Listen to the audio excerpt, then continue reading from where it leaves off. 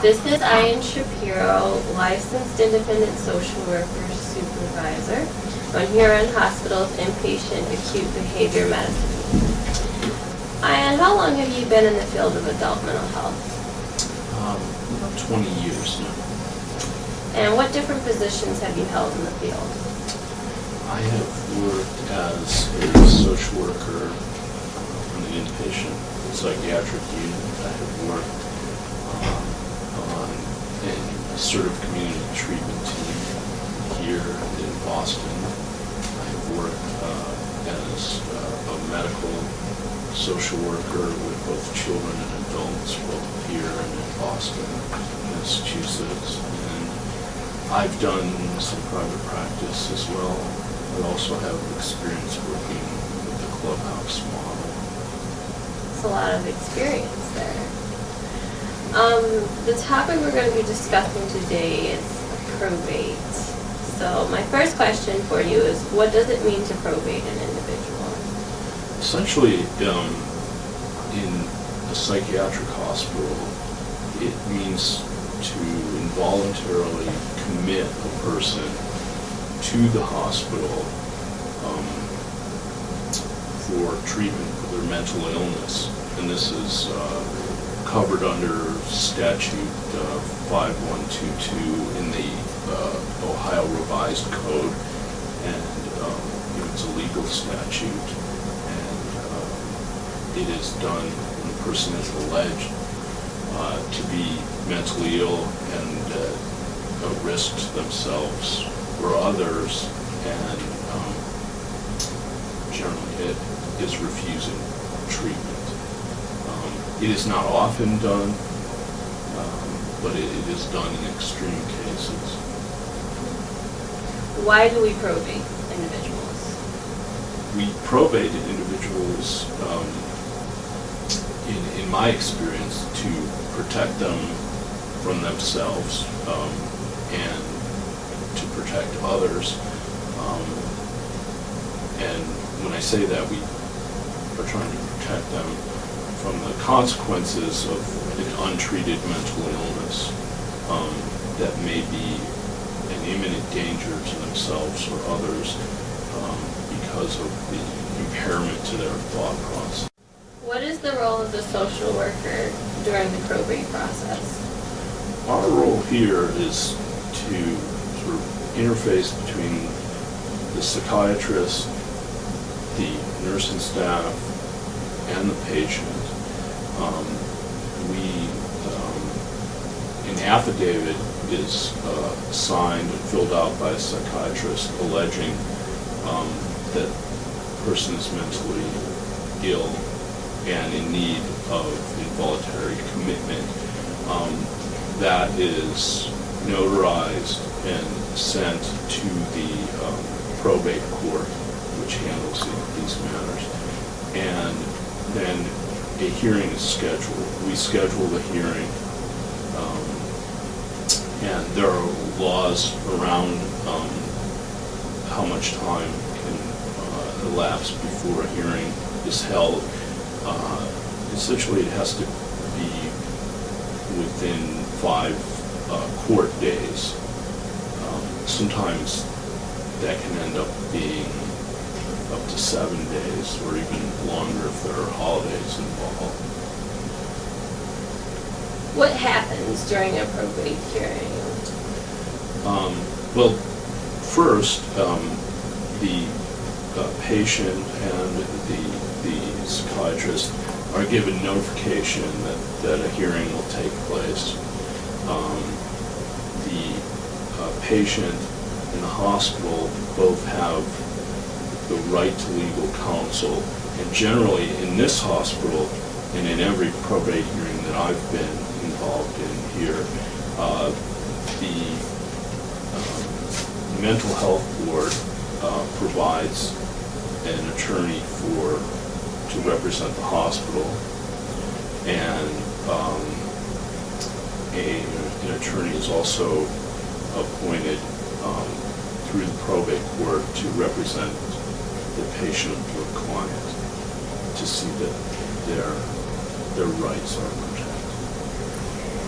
and that they get proper advocacy for their case.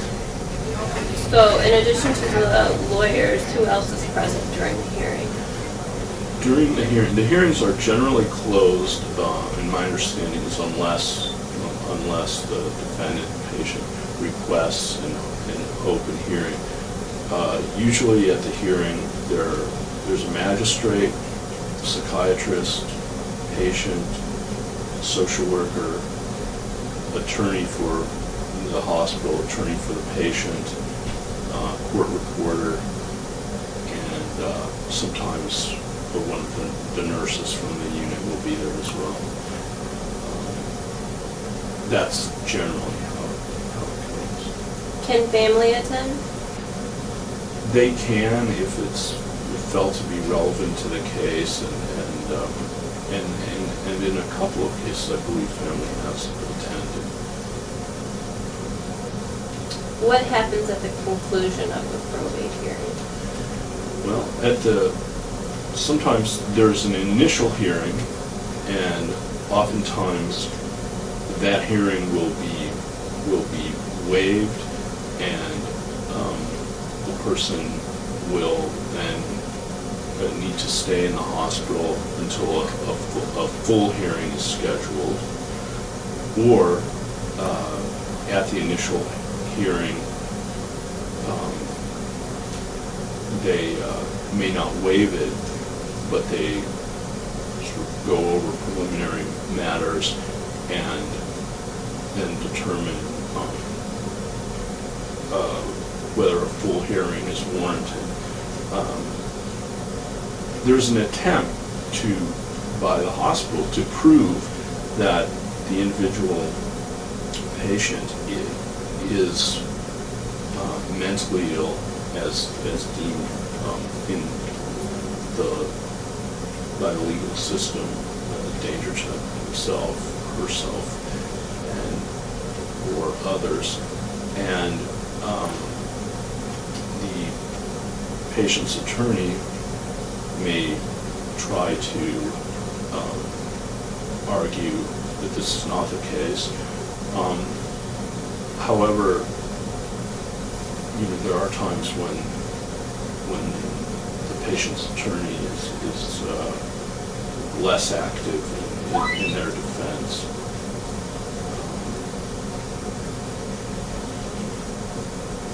Like, what do you mean less active? Well, they may, after having met with the patient,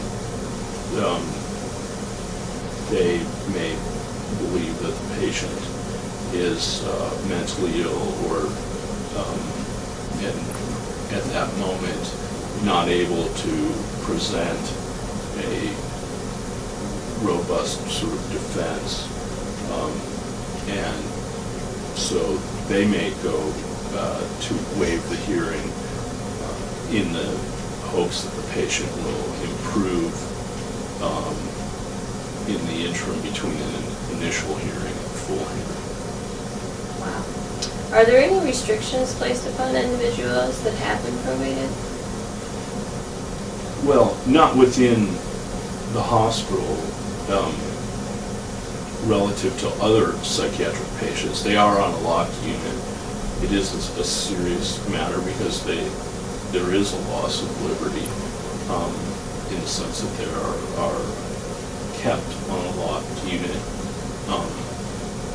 against their will. So that is a major, loss of liberty. But within the general milieu, there are no restrictions placed on the patient. They're still able to make phone calls. They have access to counsel,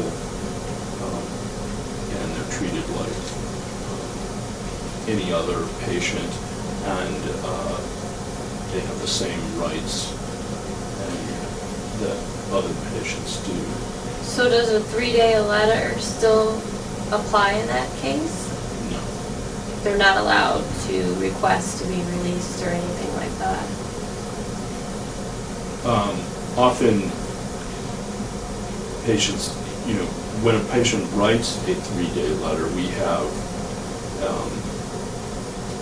the choice, we have to either release them within 3 days or probate them. Okay. So once the probate process has started, the 3-day letter is in my understanding, and I could be wrong, I don't think it's valid, especially once they've been found in need of hospitalization, they can be held under court order up to 90 days. 90 days on this unit? Well, theoretically on this unit, although in this county, after a person has been on a private psychiatric unit for 30 days, we are able to refer them through the Cuyahoga County Community Mental Health Board for North Coast placement. However, there are many hurdles to overcome to get that placement, so they could end up being here that long. It's very rare. I don't know if it's ever happened. There's also a second part in the probate process. We can ask, after a full hearing has been held, for a forced medication hearing if the person is still not taking medication, and that again is held on the unit. And after, if that is the patient is found in need of forced medication due to their mental illness, medication can be given to the patient against their will. Okay. Well, do you have any other things you'd like to add? I'd just like to say this is, fairly rare occurrence on our unit. The vast majority of patients sign in voluntarily. But, it is a serious matter involving ethics, civil liberties, and other issues. But it is also an interesting topic in terms of the overall state of the mental health system and why a person might need to be probated and kept against their will, and how effective also it is in the long run, given that when a person leaves the hospital, there is no enforcement in the sense of there's no ability to force medication, compliance. So often that can all go for naught in the long run.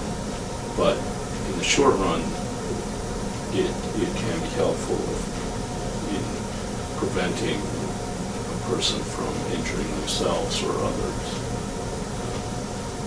And that's why it's done here. But as I say, it's a rare occurrence, and it's not something that's taken lightly. Well, thank you for letting me interview you.